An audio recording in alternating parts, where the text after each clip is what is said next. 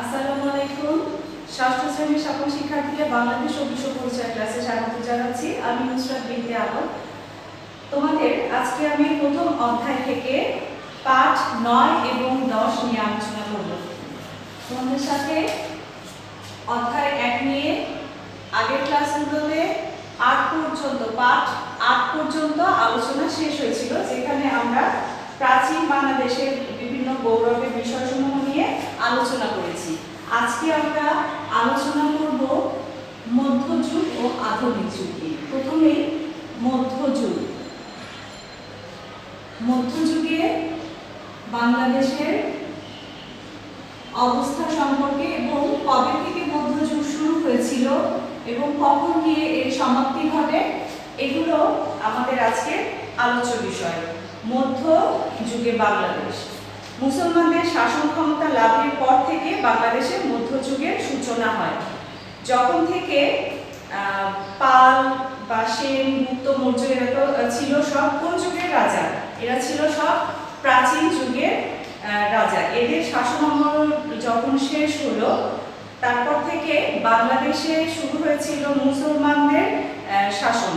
তো এই যে মুসলমানদের শাসন হাতে পাওয়ার শুরু থেকে শেষ পর্যন্ত আমাদের এই সময়টাকে বাংলাদেশের মধ্যযুগ বলা হতে পারে। এইটা হলো শুরু হয়েছিল প্রথম 1204 খ্রিস্টাব্দে। কিভাবে শুরু হলো, কিভাবে বাংলাদেশিরা বা বাংলাদেশের মানুষেরা মুসলমান ক্ষমতায় পেল? 1204 খ্রিস্টাব্দের রাজা লক্ষণ সেনকে পরাজিত করে তুর্কি মুসলমান সেনাপতি ইখতিয়ার উদ্দিন মোহাম্মদ বখতিয়ার খলজি, ইনি হলেন একজন তুর্কি সেনাপতি, যিনি ছিলেন ধর্মের মুসলমান, এবং তার হাতে লক্ষণ সেন পরাজিত হয় এবং তারপর থেকে শুরু হয় বাংলাদেশের মুসলমান শাসন। তো এই আমরা নামটা লিখব ইখতিয়ার উদ্দিন মোহাম্মদ। এখানে ময়নসুকার দিয়ে আছে, আমরাও ময়নসুকার দিয়ে লিখি মোহাম্মদ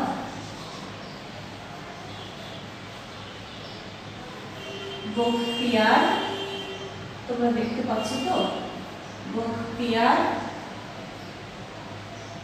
খলজি। দেখো নামটা কত বড়, এই জন্য আমি লিখেছি যাতে নামটা আমাদের একটু দেখতে দেখতে শেখা হয়ে যায়। ইখতিয়ার উদ্দিন মোহাম্মদ বখতিয়ার খলজি, উনি ছিলেন তুর্কি মুসলিম সেনাপতি, অর্থাৎ তার ধর্ম ছিল ইসলাম।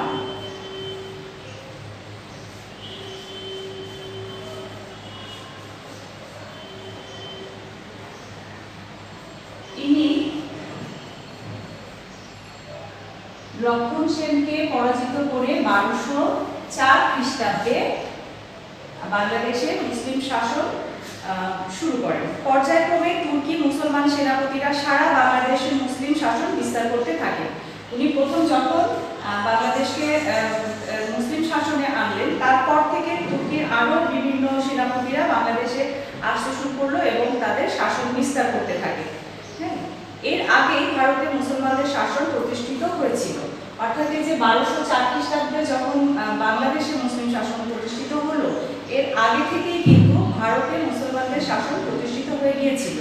দিল্লি ছিল তাদের রাজধানী, অর্থাৎ ভারতে মুসলিম শাসকদের রাজধানী ছিল দিল্লি। তাহলে আমরা এখান থেকে এটুকুই জানবো যে 1204 খ্রিস্টাব্দে তুর্কি মুসলিম সেনাপতি ইখতিয়ার উদ্দিন মোহাম্মদ বখতিয়ার খলজি বাংলাদেশে প্রথম মুসলিম শাসন প্রতিষ্ঠা করেন এবং কাকে পরাজিত করে? লক্ষণ সেনকে পরাজিত করে। এবং তার আগে থেকে ভারতে মুসলিম শাসন প্রতিষ্ঠিত হয়ে গিয়েছিল এবং তাদের রাজধানী ছিল দিল্লি। দিল্লির সুলতানদের পাঠানো সেনাপতিরাই বাংলাদেশের প্রশাসকের দায়িত্ব পালন করতেন। দিল্লি থেকে যে কিছু সেনাপতিদের বাংলাদেশে পাঠানো হতো, যেন তারা বাংলাদেশে তাদের শাসন কার্য বিস্তার করতে পারে, বা তাদেরকে প্রশাসক বানিয়ে দেওয়া হলো এই দেশকে এই দেশে শাসন করার জন্য।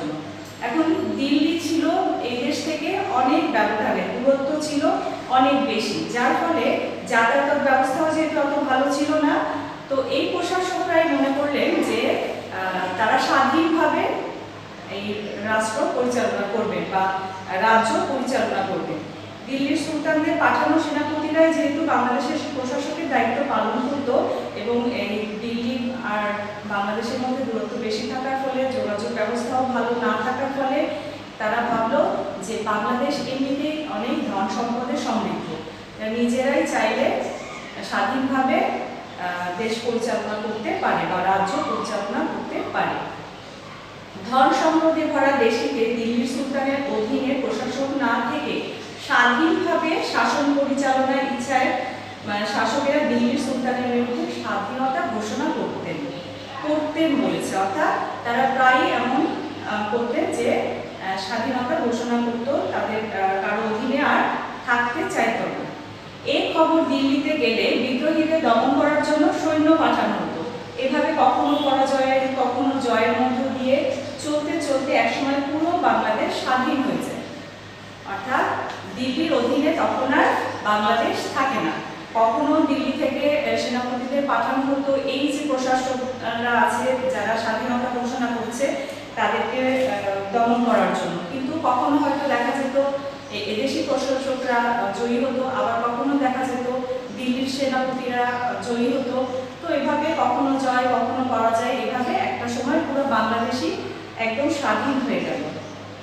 অর্থাৎ পুরো সবসময় তারা কি হলো, এই যে প্রশাসকদের হাতেই ক্ষমতাটা পুরোপুরি চলে আসে, তখন আর দিল্লির শাসন এরা মানল না।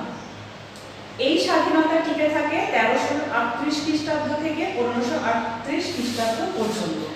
এই যে দিল্লি প্রশাসক যারা মানে দিল্লি থেকে পাঠানো সেনাপতিরা যে প্রশাসন করলো, এটা 1338 খ্রিস্টাব্দ থেকে 1538 খ্রিস্টাব্দ পর্যন্ত এই স্বাধীনতা টিকে থাকে।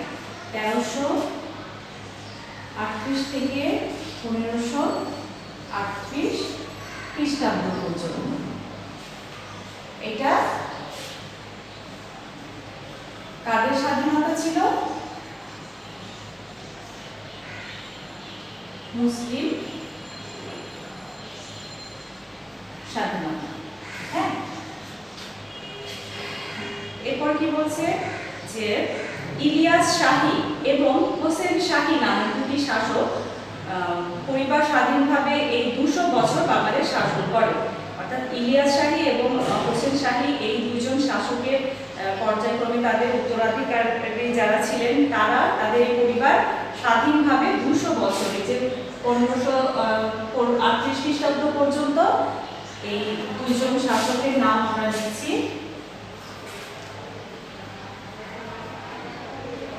ইলিয়াস শাহী এবং হোসেন শাহী।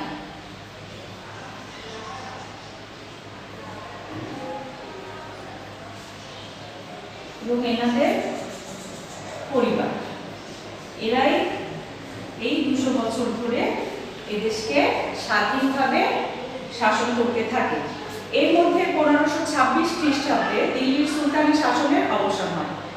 যখন বাংলাদেশে এই ইলিয়াস শাহী এবং হোসেন শাহী বা তার পরিবারেরা 200 বছর ধরে বাংলাদেশে শাসন কার্য চালাচ্ছিল, এর মধ্যে অর্থাৎ এখানে 1538 পর্যন্ত এনাদের শাসন ছিল, এর মধ্যে কিন্তু 1526 খ্রিস্টাব্দে ভারতে যে দিল্লির শাসন ব্যবস্থাটা ছিল, অর্থাৎ রাজধানী দিল্লিকে রাজধানী করে যে শাসন ব্যবস্থাটা চলছিল সেটা আর থাকে না, অর্থাৎ তার অবসান ঘটে। কিভাবে? তখন ভারত দখল করে নিয়েছিল আরেকটি মুসলিম শক্তি, মানে সুলতানদের হাত থেকে ক্ষমতা চলে গিয়েছিল তখন আর একটা শক্তির হাতে। সেই বংশের নাম বা সেই শক্তির নাম হলো মোগল শক্তি বা মোগল সাম্রাজ্য। এটা কবেকার ঘটনার কথা বলছি? ভারতের এই ঘটনাটা হয়েছিল 1526 খ্রিস্টাব্দে।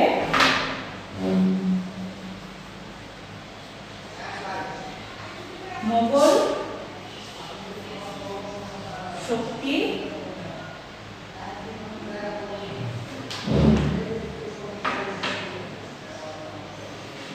শুরু হয়ে যায়। হ্যাঁ, 1526 খ্রিস্টাব্দে ভারতে মোগল সাম্রাজ্য শুরু হয়। এরপরে তখন ভারত দখল করে নিয়েছিল আরেকটি মুসলমান শক্তি, তারা মোগল নামে পরিচিত। এইভাবে দিল্লিকে কেন্দ্র করে ভারতে মোগল বংশের শাসন শুরু হয়। শুরু থেকে বাংলাদেশকে দখলে রাখার চেষ্টা করেছে মোগলরা, তবে সফল হয়নি। এই দিল্লির যে শাসন ব্যবস্থা চলে গেল মোগলদের হাতে, এরা কিন্তু বাংলাদেশকেও বিভিন্ন সময়ে দখল করতে চেয়েছিল বা তাদের শাসন ব্যবস্থা বিস্তার করতে চেয়েছিল বাংলাদেশের মধ্যেও, কিন্তু সেটা সম্ভব হয়ে ওঠেনি।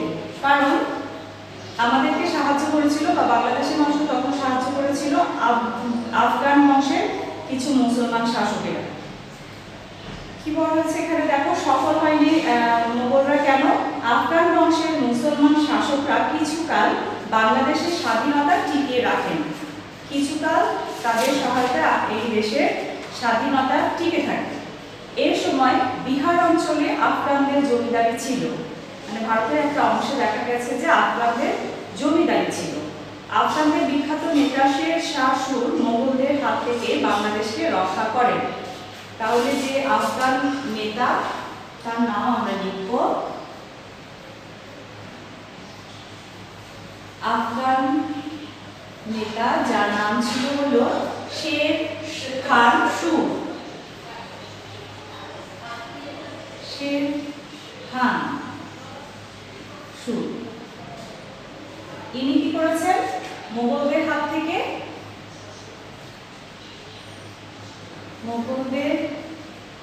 থেকে বাংলাদেশকে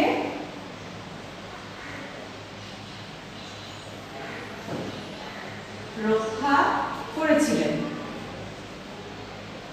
হ্যাঁ, মোগলরা বিভিন্ন সময় এই দেশেও প্রভাব বিস্তার করতে চেষ্টা করে, কিন্তু এই আফগান নেতার কারণে সেটা তাদের পক্ষে সম্ভব হয়ে ওঠেনি। এভাবে বাংলাদেশের স্বাধীন আফগান শাসন শুরু হয়। একসময় দেখা যায় যে এদেশে আফগানরা স্বাধীনভাবে শাসন কার্য শুরু করে। পরবর্তী সময়ে সম্রাট আকবরও আমাদের এই বাংলাদেশ দখল করতে পারেনি। যখন এরপরে আকবর সম্রাট হন, তখনও কিন্তু শেখ খানের কারণে আমাদের দেশে তারা আফগান শাসনের কারণে মোগলরা আমাদেরকে জয় করতে পারেনি। বাংলাদেশের বড় বড় জমিদারদের বলা হতো 12 ভূঁইয়া। বাংলাদেশে যেসব জমিদার ছিল যারা বেশ বড়, তাদের প্রচুর জমি ছিল, মানে জমির পরিমাণ বেশি ছিল, তাদেরকে বলা হতো 12 ভূঁইয়া। ভূঁই অর্থ জমি, যেহেতু তারা অনেক জমির মালিক হিসাবে বা অনেক জমির দেখাশোনা করতেন বা তাদের আওতায় ছিল, সেজন্য তাদেরকে বলা হতো 12 ভূঁইয়া। এই 12 ভূঁইয়ারা একজোট হয়ে মুঘলদের হাত থেকে বাংলাদেশের স্বাধীনতা টিকিয়ে রেখেছিলেন। এই সব জমিদারেরা কি করেছিল? একজোট হয়েছিল, একসাথে ছিল, যার ফলে মোগলরা এদেশে শাসন ব্যবস্থাটাকে বিস্তার করতে পারেনি। শেষ পর্যন্ত মোগল সম্রাট জাহাঙ্গীরের সময় 1610 খ্রিস্টাব্দে বাংলাদেশ মোগলদের অধীনে আসে। তো মোগলরা যখন থেকে 1526 সাল থেকে তো ভারতে শুরু করে দিয়েছিল শাসন, কিন্তু বাংলাদেশে পারেনি। কখন এসে পারল? 1610 খ্রিস্টাব্দে। 1610 খ্রিস্টাব্দে এসে তার সময় এই যে আকবরের পুত্র জাহাঙ্গীর, মোগল সম্রাট জাহাঙ্গীর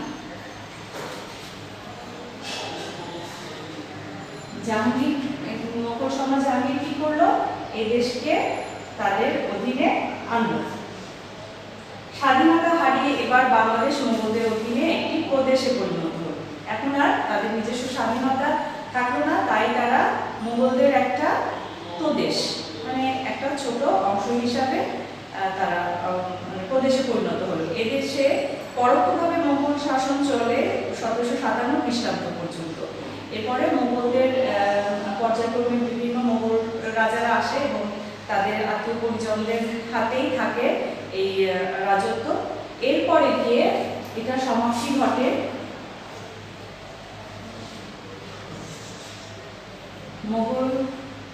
মোগল শাসন, বলি কথাটা, মোগল শাসনের সমাপ্তি ঘটে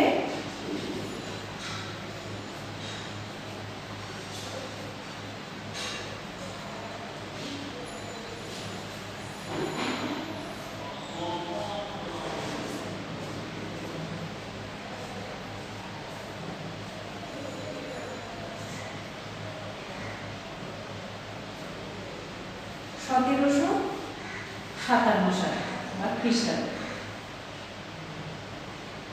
বলছে যে আমি এখানে লিখেছি যে 1610 খ্রিস্টাব্দে মোগল সম্রাট জাহাঙ্গীর প্রথম মোগলদের আওতায় বাংলাদেশকে নিয়ে আসে এবং এই মোগল শাসন চলতে থাকে 1757 খ্রিস্টাব্দ পর্যন্ত।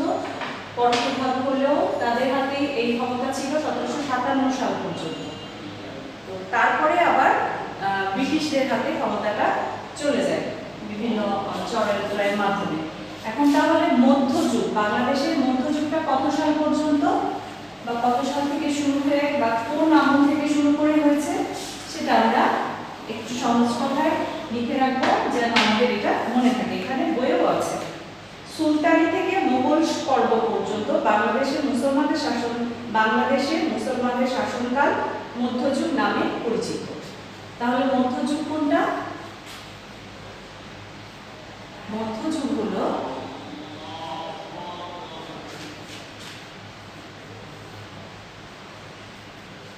সুলতান আমল থেকে শুরু করে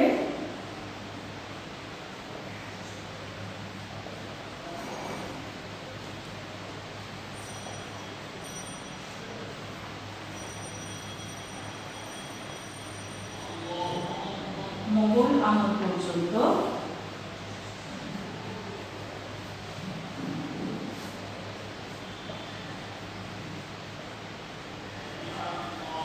এদেশে মুসলিম শাসনের যুগটাই হলো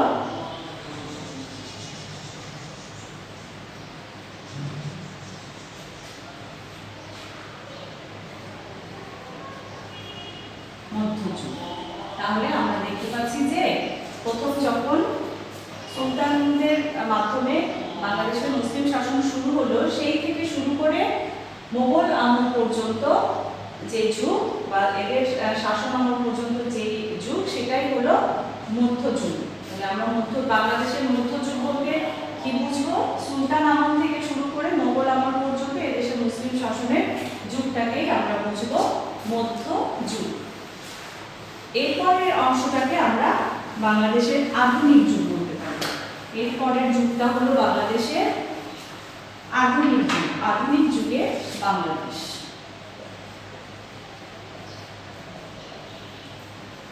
আধুনিক যুগে বাংলাদেশ, এটা আমরা পাবো পাঠ 10। আধুনিক যুগে বাংলাদেশ। বাংলাদেশ প্রাচীনকাল থেকে ভারত উপমহাদেশের অংশ। মুসলমান শাসনের অবসান ঘটিয়ে ভারত উপমহাদেশের শাসন ক্ষমতায় বসে ইংরেজরা। মানে যখন থেকে ইংরেজরা এদেশে এই ভারত উপমহাদেশে আসলো তখন থেকে কিন্তু মুসলিম শাসনের অবসান ঘটল। মোগল যুগ থেকে ইউরোপের বণিক গোষ্ঠী এই উপমহাদেশে বাণিজ্যের উদ্দেশ্যে আসতে শুরু করে। অর্থাৎ ব্রিটেন থেকে একদল বণিক এদেশে আসতে শুরু করে, ভারত উপমহাদেশে আসতে শুরু করে বাণিজ্যের উদ্দেশ্যে। ইংরেজ বণিকরা একসময় সুযোগ পেয়ে ভারত উপমহাদেশের শাসন ক্ষমতা দখল করে নেয়। অর্থাৎ তারা একটা সময় নিজেদের ক্ষমতা বাড়াতে বাড়াতে ব্যবসার নামে বা বাণিজ্যের নামে তারা এদেশে এসে যখন দেখলো যে এদেশ ধন সম্পদে ভরপুর এবং এদেশের মানুষ অনেকটাই সহজ সরল, তারা সুযোগ বুঝে একটা সময় এই ভারত উপমহাদেশে পুরো শাসন ক্ষমতা তাদের হাতে নিয়ে নিল। তো আমরা বলেছিলাম যে 1757 সালে মুসলিম শাসনের সমাপ্তি হয়। মুসলিম শাসনের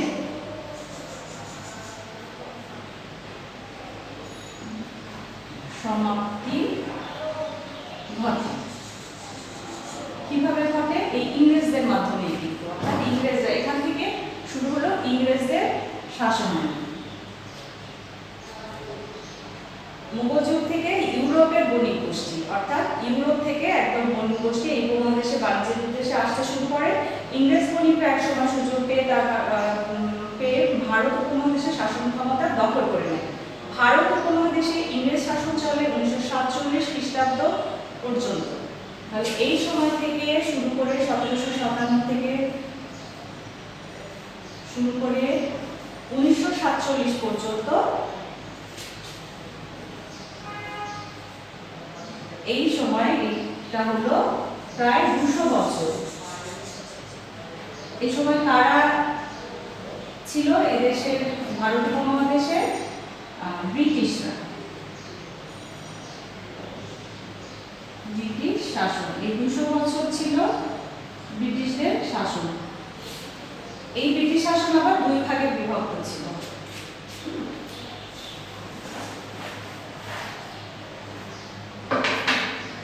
57 থেকে শুরু হলো 1947 পর্যন্ত 200 বছর ধরে ব্রিটিশ শাসন চলল। এখন ব্রিটিশ শাসন আবার দুই ভাগে ভাগ করা ছিল। ব্রিটিশ শাসন কিভাবে দুই ভাগে ভাগ করা ছিল? প্রথম 100 বছর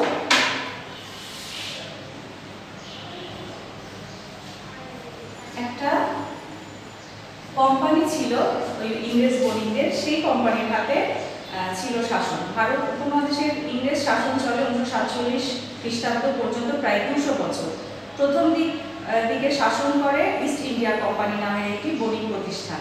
পরবর্তী শাসন ক্ষমতা গ্রহণ করে ইংল্যান্ডের রানী ভিক্টোরিয়া। তাহলে প্রথম 100 বছর শাসন করে হলো ব্রিটিশদের একটা কোম্পানি যার নাম ইস্ট ইন্ডিয়া কোম্পানি।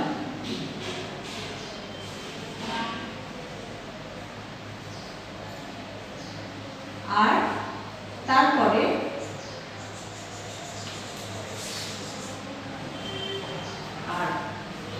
প্রথম 100 বছরের পর যে 100 বছর ছিল সেটা হলো ব্রিটিশ রানী ভিক্টোরিয়া, তার হাতে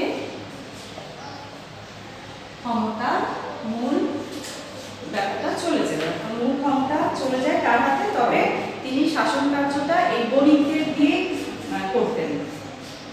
রানীর পক্ষ থেকে ইংরেজ শাসকরা ভারত উপমহাদেশ শাসন করতেন। এই বিদেশি শাসনকে মেনে নিতে পারেনি বাংলাদেশের মানুষ, তাই তারা বিভিন্ন পর্যায়ে ইংরেজ শাসনের বিরুদ্ধে আন্দোলন করে। শেষ পর্যন্ত ইংরেজরা 1947 খ্রিস্টাব্দে ভারত উপমহাদেশ ছেড়ে চলে যায়। এই যে 1947 সালে ব্রিটিশ চলে যায়, কারণ এদেশের মানুষরা তাদের শাসন কোনোভাবে মেনে নিতে পারেনি। বিভিন্ন সময় তারা আন্দোলন করতে থাকে এবং একটা পর্যায়ে ব্রিটিশরা চলে যায়। এই সময় জন্ম হয় ভারত ও পাকিস্তান নামে দুটি স্বাধীন রাষ্ট্র। এই যে 47 সালে যে ব্রিটিশরা চলে গেল, ব্রিটিশদের চলে যাবার পর 1947 সালে জন্ম হলো দুটি রাষ্ট্র, একটা হলো ভারত আর একটা হলো পাকিস্তান। 1947 সালে ব্রিটিশরা চলে যাবার পরে দুটি রাষ্ট্র হলো, একটা ভারত আর একটা হলো পাকিস্তান। এখন এই পাকিস্তানটা ছিল আবার অনেক ব্যবধানে দুইটা অংশ। এই পাকিস্তানের আবার দুইটা অংশ, এটা আমরা আগেও জেনেছি। একটা হলো পশ্চিম পাকিস্তান আর একটা হলো পূর্ব পাকিস্তান। পূর্ব অংশের নাম ছিল পূর্ব পাকিস্তান আর পশ্চিম অংশের নাম ছিল হলো পশ্চিম পাকিস্তান। যেহেতু এই অংশের মধ্যে একটা বড় ধরনের দূরত্ব ছিল, এভাবে কোনো দেশ আসলে হয় না। মাঝখানে ছিল আর একটা দেশ, যে এই ভারতের অংশ ছিল, ভারত ছিল এখানে, ভারতের অংশটা ছিল এখানে, আর পাকিস্তানের পশ্চিম অংশ ছিল ভারতের পশ্চিম দিকে আর পূর্ব অংশ ছিল পূর্ব দিকে। তো এরকম একটা বেমানান দেশ কিন্তু আসলে সুন্দরভাবে পরিচালনা সম্ভব নয়। তো পাকিস্তানের ছিল দুইটি ভিন্ন অঞ্চল নিয়ে গঠিত, ভৌগোলিকভাবে বিভক্ত বেমানান রাষ্ট্র। পশ্চিম অংশটিকে বলা হতো পশ্চিম পাকিস্তান, পূর্ব অংশটিকে বলা হতো পূর্ব পাকিস্তান। পাকিস্তানের শাসন ক্ষমতা ছিল পশ্চিম পাকিস্তানের অবাঙালি শাসকদের হাতে, অর্থাৎ পশ্চিম পাকিস্তান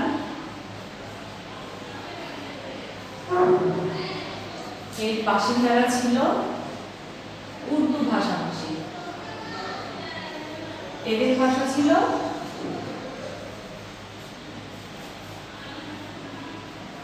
উর্দু। এই জন্য বলা হয়েছে অবাঙালি। অবাঙালি কথাটা বলা হয়েছে যেহেতু তারা বাঙালি ছিল না, অর্থাৎ বাংলা ভাষাভাষী ছিল না পাকিস্তানের পশ্চিম অংশে। এখন কিন্তু ক্ষমতা সম্পূর্ণ ছিল হলো পশ্চিম পাকিস্তানের হাতে। তারা নানাভাবে পূর্ব পাকিস্তানের মানুষকে শোষণ করত। এই পশ্চিম পাকিস্তানের হাতে যেহেতু সব শাসনভার ছিল, তারা কিন্তু সব মানে যত তাদের ক্ষমতার অপব্যবহার করতো এবং পূর্ব পাকিস্তানকে বিভিন্নভাবে অন্যায়ভাবে অত্যাচার করা, শোষণ করা এগুলো করতো। তাই অধিকার আদায়ের জন্য বাঙালি একত্রিত হয়। তারা যে পূর্ব পাকিস্তানের যে বাঙালিরা, তারা তাদের নিজেদের অধিকারকে প্রতিষ্ঠিত করতে, তাদের অধিকারগুলোকে সঠিকভাবে পাওয়ার জন্য বা স্বাধীনতার যে একটা তৃষ্ণা তাদের ভিতর ছিল, ব্রিটিশরা চলে যাওয়ার পরও কিন্তু তারা সেই তৃষ্ণাটা মেটাতে পারেনি পশ্চিম পাকিস্তানিদের শোষণের কারণে, অত্যাচারের কারণে। তার ফলে তারা একত্রিত হলো পশ্চিম পাকিস্তানিদের বিরুদ্ধে, সংগ্রাম করতে থাকে পাকিস্তানি শাসকের বিরুদ্ধে। অবশেষে 1971 সালে জাতির পিতা বঙ্গবন্ধু শেখ মুজিবুর রহমানের নেতৃত্বে ঝাঁপিয়ে পড়ে মুক্তিযুদ্ধে। এই পূর্ব পাকিস্তানের বাঙালিরা শেখ মুজিবুর রহমানের নেতৃত্বে মুক্তিযুদ্ধে ঝাঁপিয়ে পড়ে 1971 সালে। দীর্ঘ 9 মাস রক্তক্ষয়ী যুদ্ধ করে 16 ডিসেম্বর 1971 বাঙালি অর্জন করে স্বাধীনতা। জন্ম হয় গণপ্রজাতন্ত্রী বাংলাদেশ নামে একটি নতুন রাষ্ট্রে। অর্থাৎ কি বলছে যে এখানে একটা নতুন রাষ্ট্র হিসাবে বাংলাদেশ কখন একটা নির্দিষ্ট মানচিত্র, একটা নির্দিষ্ট পতাকা নিয়ে বিশ্বের সবার কাছে পরিচিত হলো 1971 সালের স্বাধীনতা যুদ্ধের পরে। সেই যুদ্ধটা কাদের বিরুদ্ধে হয়েছিল? পশ্চিম পাকিস্তানিদের বিরুদ্ধে। এবং তখন থেকে আমাদের দেশ একটা স্বাধীন দেশ, আর আমরা আজকে সেই স্বাধীন দেশের নাগরিক। এই হলো আধুনিক যুগে বাংলাদেশের কথা। আর এভাবেই আমাদের প্রথম অধ্যায়ের যে পড়া সেটা আমরা আলোচনা শেষ করলাম। এখন পৃষ্ঠা 11-তে আমাদের যে অনুশীলনী রয়েছে, তোমরা সবাই এই পৃষ্ঠাটা খুলবে। পৃষ্ঠা 11-তে অনুশীলনীতে প্রথমে বহু নির্বাচনী প্রশ্ন আছে। পৃষ্ঠা 11 এর 1 নম্বর বহু নির্বাচনী প্রশ্ন দেখো, কোন তারিখে বিজয় দিবস পালিত হয়? আমরা যেহেতু 16 ডিসেম্বরে বিজয় অর্জন করেছি, এজন্য এখানে অপশন ঘ নম্বরে আছে 16 ডিসেম্বর, সেটাই আমাদের সঠিক উত্তর। এরপর 2 নম্বরে আছে প্রাচীন বাংলায় ব্যবসা বাণিজ্য প্রসারের কারণ কি? প্রাচীন বাংলাদেশে আমরা দেখেছি যে কি কি কারণে অনেক ব্যবসা বাণিজ্যের প্রসার ঘটেছিল। সেটার কারণ ক নম্বরে আছে অত্যন্ত কর্মঠ জনগণ, গ নম্বরে আছে অধিক উৎপাদনশীল কৃষি ও শিল্প, উন্নত অর্থনৈতিক ব্যবস্থা, অত্যাধুনিক যাতায়াত ব্যবস্থা। অত্যাধুনিক যাতায়াত ব্যবস্থা তখন ছিল না অর্থনৈতিক অবস্থার উন্নয়ন। কর্মজনগণ ঠিক আছে, কিন্তু মূলত এখানে যে কারণে আমাদের এখানে ব্যবসা বাণিজ্যের প্রসার হয়েছিল সেটা হলো অধিক উৎপাদনশীল কৃষি ও শিল্প। এখানে উৎপাদন কৃষিতে ঘাটতি ছিল, অর্থাৎ ঘাটতি দুঃখিত। আর এখানে উৎপাদনে আমরা বেশি উৎপাদন করতাম, আমাদের যে চাহিদা সেটা পূরণ করার পরে অতিরিক্ত আমাদের জন্য থেকে যেত, যার ফলে সেটা দিয়ে আবার আমাদের কৃষি থেকে আবার শিল্প তৈরি হয়েছে। এই কৃষি এবং শিল্প দুই জায়গাতেই উৎপাদন বৃদ্ধির ফলে আমাদের ব্যবসা বাণিজ্যের প্রসার ঘটে। তাহলে আমরা লিখব অধিক উৎপাদনশীল কৃষি ও শিল্প।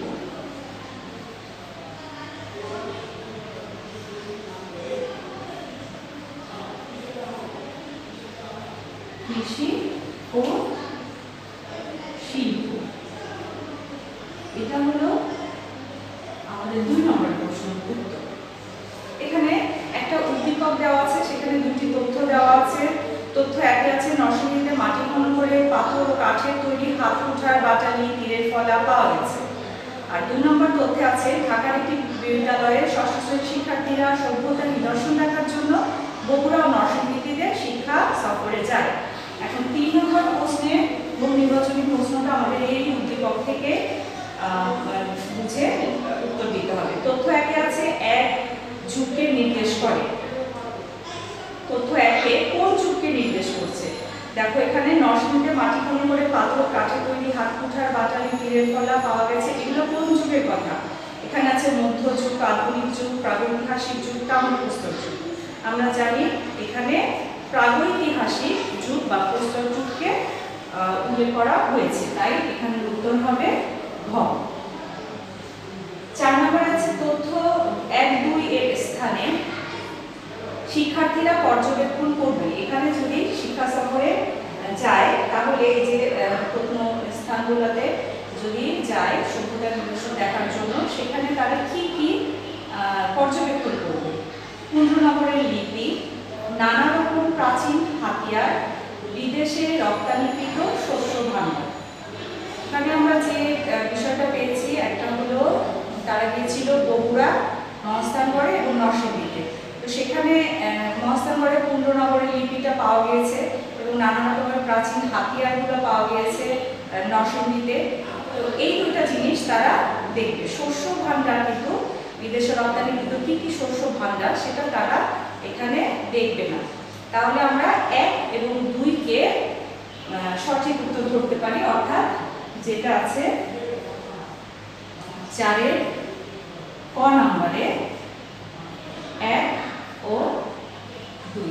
আর এটার উত্তর ছিল প্রাগৈতিহাসিক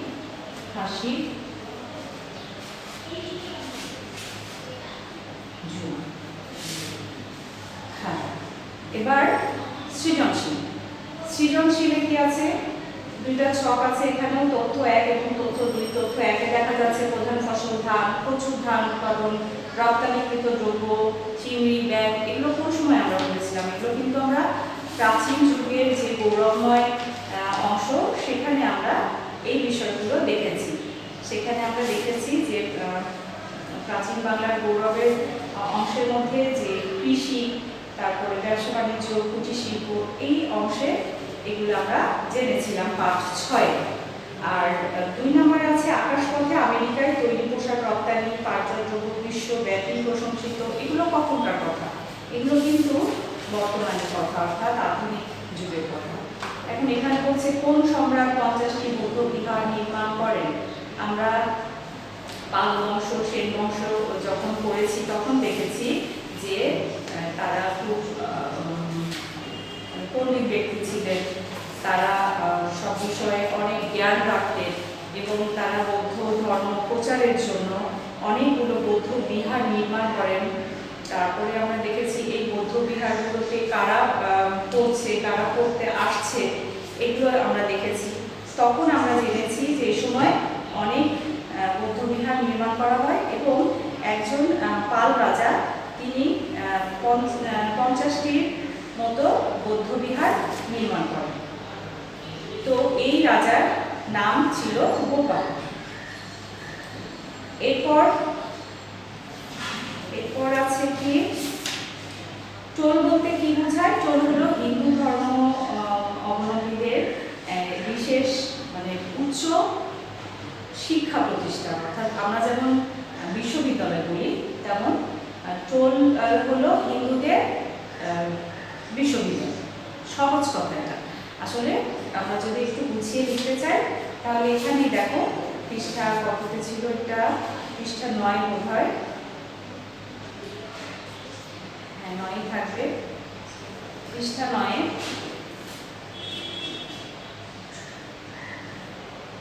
হিন্দুদের উচ্চশিক্ষা প্রতিষ্ঠানকে বলা হতো টোল। পৃষ্ঠা 9-এর মাঝামাঝি দেখো হিন্দুদের উচ্চশিক্ষা প্রতিষ্ঠানকে বলা হতো টোল, অর্থাৎ এই টোলে হিন্দু ধর্মগ্রন্থ ছিল প্রধান পাঠ্য বিষয়।